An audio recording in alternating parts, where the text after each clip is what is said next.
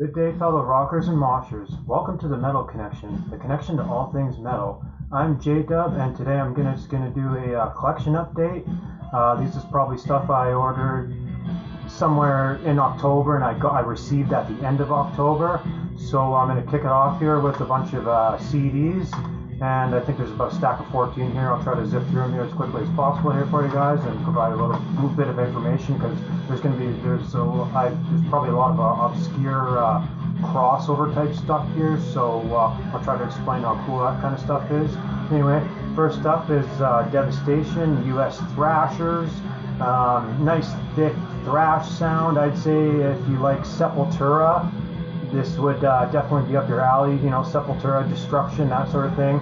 Although the sound is thicker than Destruction in general, so that's why I threw out Sepultura, because Sepultura has that more thicker, meaty thrash sound. So I'd say if you like those Sepultura, get your hands on this if you can. Good stuff. I believe their second album.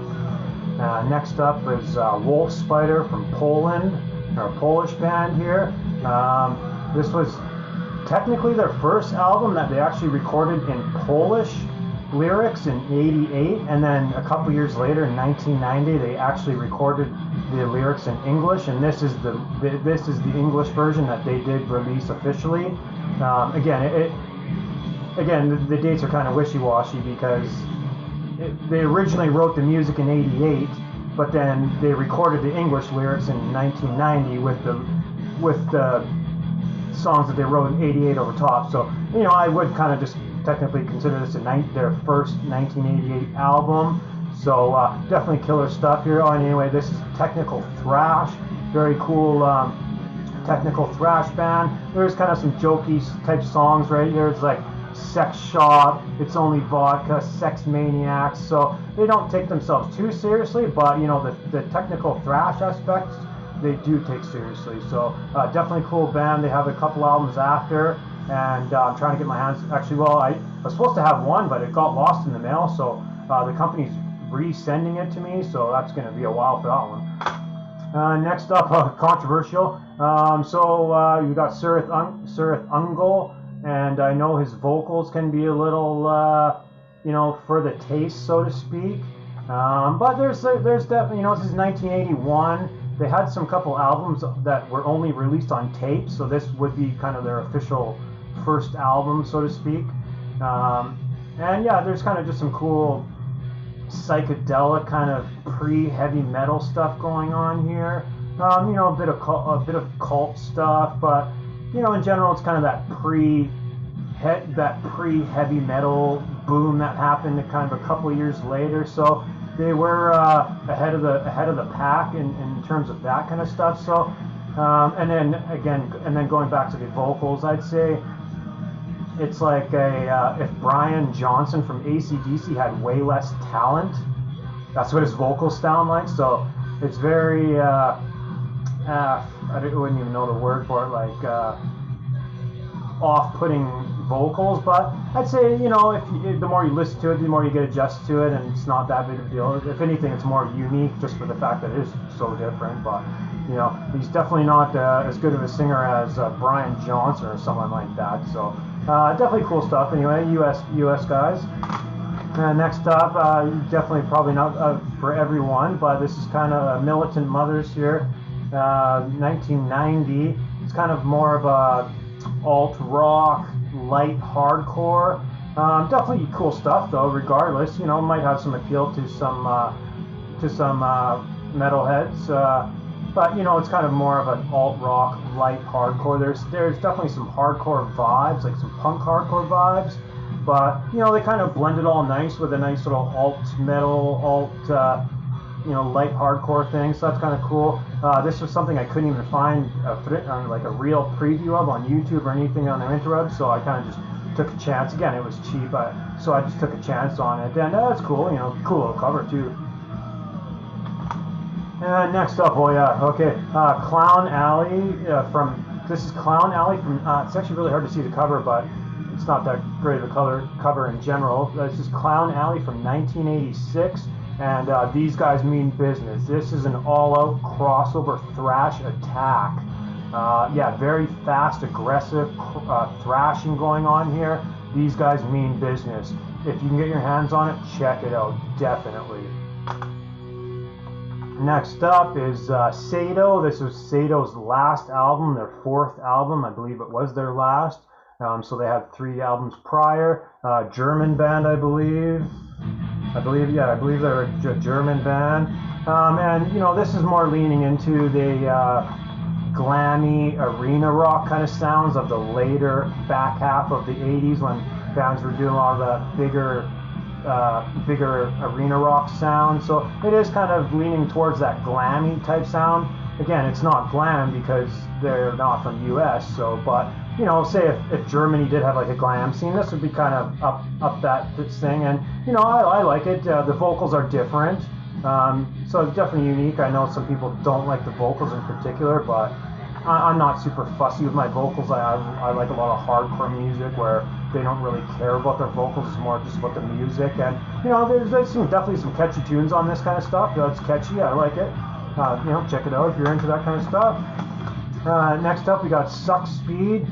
This was their 2nd album. What the hell year was this? 1991. This is kind of just a really fun crossover thrash type stuff. They don't take, you know, it's not a super serious tone vibe, but it's definitely fun, thrashy stuff you can bob your head to. You know, if you put it on the background, you're definitely gonna be into it, feeling it. It's good stuff. Also we're gonna say is check out their 1st album from 1989. It probably leans a lot more into pure thrash, and then the 2nd album was probably a little more crossover thrash. But still, nonetheless, this is a thrash album. But I did want to mention, definitely check out their 1st album if you can get your hands on the 1st album, The Day of Light, I believe it's called. And yeah, this is cool stuff. Pretty cool cover there. I wish it was a little brighter, but still a cool cover. 1991. And then a lot of people are going to know this band, Diamond Head. You know, originators of the new wave of British heavy metal sound. This is Sean Harris, Brian Tatler on, you know, Sean Harris vocals, Brian Tatler guitar. This was actually Sean Harris, the vocalist's kind of last album with the band, I believe. He did try to come back in 2000, but they didn't record an album with him, or maybe they did and the album got scrapped, or I don't even know the full specifics behind that. So this is kind of what the last album with the original singer. And in general, this isn't really a metal album. This is more of a hard rock album. It's very melodic, but it's really catchy. It might be not something where if you're skipping through it or skimming through to see if you're interested, and you may be like, I'm not interested. But if you give it a listen, you know, once or twice, a lot of the songs are catchy and will catch on with you. It's definitely a cool album, and that's why I got it. You know, I play kind of softer, you know, not softer stuff, but you know, kind of lighter stuff at work. So this kind of stuff is really great for work music and things like that. If you can't be playing heavy metal 24/7, so it's a good little switch up. Melodic hard rock, catchy stuff. This is a really unique band here, Bomb Everything. This is 1991, Bomb Everything. Their original band name was Bomb Disneyland, but Disneyland gave them a cease and desist saying, hey, if you continue using Bomb Disneyland, we're gonna sue the shit out of you. So they changed their name real quick to avoid that. But you know, regardless of that, this is a really unique album. It's almost like an anthemic crossover thrash album. These guys are from Britain, like British. So yeah, I don't know, they just touched on this really weird, unique, anthemic type. Actually, I'm gonna stop for a second. I'm playing Bomb Everything in the background here, and you can actually get a good example of the kind of anthemic kind of build-up crossover thrashing they do. Really cool stuff. If you can get your hands on this, you could probably find it cheap on the Discogs and things like that. And if you can get your hands on it, definitely check it out. Very unique band, right? They're kind of, yeah, these big anthemic kind of tunes, yet it's still kind of thrashy and crossover, so there's some appeal to some metalheads. Really cool stuff. It's kind of a cool cover. I don't know if people ever dig. I don't know if everyone digs that in particular, but I dig it. It's cool. Actually, they got a cool little mascot guy here on the back. Look at that guy. He's cool. Next up is the Final Demise. I believe this is 1992, and these guys are a very fast, beats per minute, hardcore crossover thrash, kind of a mix of all those kind of things, but they're definitely leaning more into a hardcore realm. But again, very fast, aggressive stuff. There is some thrash appeal for sure. That's definitely why I kind of discovered it and found out about it, because I definitely, if I am going to get into punk hardcore, it's going to have a little bit of that crossover appeal where there is some thrashing, there's some it's more of a heavy metal vibe, so to speak, as opposed to punk. So it's definitely more it definitely would more appeal to metalheads than punkers in general. So yeah, definitely cool stuff. We got some little weird yellowish cover here, looks like some skeleton guys having a cigarette or something, right? Yeah, cool stuff on that. And continuing on with my obscure crossover stuff is Stigmata. They had some demos and things like that released on tape, but I think this is their official first album on CD. And to touch on a few other things is this is Jason Bittner's first band. Jason Bittner, the drummer, later was in Shadows Fall, and now he's in, I can't remember who he's in now. I forget what band he's playing now. But anyway, Jason Bittner with Shadows Fall, and Stigmata is pretty well just a straight up New York hardcore band. They were in that scene with the New York hardcore bands, Biohazard, Cro-Mags, things like that. And actually, at some point, they became friends with Harley Flanagan from Cro-Mags, and Harley produced their second album, the album that came after. I believe the second album, the album that came after was 95, and this is 92. So definitely check these guys out if you're into Cro-Mags. As I was saying, Harley did Helm, and he was featured on a track on their album after. So me just mentioning Cro-Mags, Stigmata, you know what you're getting yourself into with that. So that's definitely some crossover appeal for some thrashers and metalheads in general. So again, if you can kind of find this on the interwebs cheap, either of the albums, the first Stigmata or the second one, check it out, get your hands on that while you can. Next up, here's going to be a cult fan favorite, not cult, but a fan favorite band for the underground thrash crossover scene. I would assume most of you have heard of it. If you haven't, you're probably living under a rock of some sort. You're covering the title. You're probably living under a rock of some sorts because yeah, these guys are huge fan favorites in the underground scene. A lot of peers look up to them, and they were just definitely involved in that whole crossover thrash scene. I'm getting some glare here, and yeah, definitely killer stuff. And I've been vying for this album for a long time, and I got super lucky to kind of just come across it, and I scooped it up ASAP. I've been vying for this for a long time. It's in my hands. I love it. Thank you. And I know actually I've kind of watched a few of those worst albums things that are going around. I'm probably not going to be doing something like that. If anything, I'll do a complete opposite where it's a bunch of albums that you guys think are bad and I think are completely fine or good. I generally try not to say bad things about bands or albums. I'm not that kind of person. Although for sure I do have my favorites and least favorites, but to full out say an album sucks is a little too much probably at times. And so this does lead me into the UK Thrashers Reanimator. They did have an EP, but I would kind of consider this their third full-length album. Again, I know there was one guy in particular who said this made his worst albums list, and I'm not really sure why. Sure there might be signs they were running out of ideas, but in general it's still an alright thrash album. There is a lot more kind of melodic passages and things like that compared to 80s thrash. This was 92, I believe.